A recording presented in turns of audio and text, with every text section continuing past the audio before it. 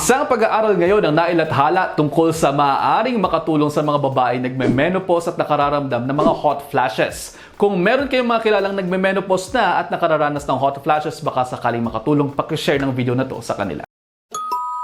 Ang pagme-menopause ay isang natural na pangyayari sa buhay ng isang babae. Darating ang punto na nawawalan na ng menses ang babae at nagkakaroon na sila ng hormonal imbalance. Kapag nagkaroon na nitong tinatawag na hormonal imbalance, dyan na nagkakaroon ng iba't ibang sintomas ng isang babae. Pwedeng maging irritable, init na init, meron kasama pumamawis at flushed skin. Ang menopause ay usually nagsisimula around late 40s to early 50s, pero nagbabago-bago yan per person. Yung hot flashes pwedeng sobrang nakakairita para sa isang babae. Pwede naman yung iba, hindi masyadong nakararamdam nito. Pwede ring trigger dyan ng iba't ibang bagay tulad ng mainit na panahon, paninigarilyo, pag-inom ng caffeinated drinks, alcohol, spicy foods, o pwede ring masikip na pananamit at stress. Kaya ang payo ay iwasan ang mga bagay na pwedeng makapagpa-trigger sa inyo niyan. Para naman magamot ang hot flashes, merong mga treatment options tulad ng hormonal replacement therapy at pwede rin naman mga non-hormonal meds na ginagamit din bilang mga antidepressants. Ayon naman sa isang mga bagong pag-aaral na nailathala ngayon, nakakaapekto ang mga kinakain sa mga sintomas ng pagme-menopause. Sa pag-aaral na ito, gumamit ng low-fat vegan diet sa loob ng 12 linggo ang mga mananaliksik.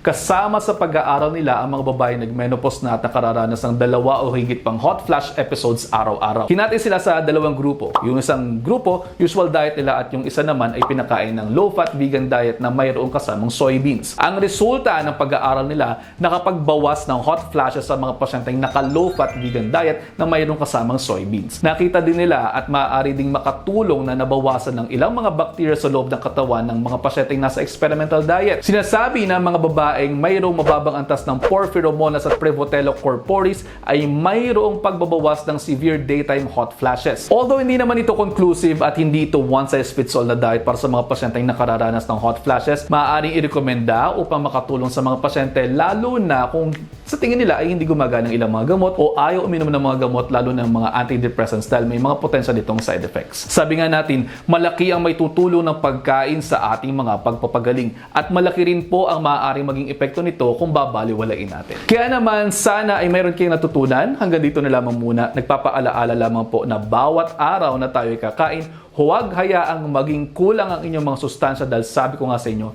ayaw na ayaw kung nagkakasakit kayo. At sa huli, tayo-tayo lang din naman talaga ang magtutulong-tulungan. Kaya naman yun lang for now, i-digest nyo muna dahil ang gusto ko ay healthy kayo lahat. See you in the next episode. Ingat!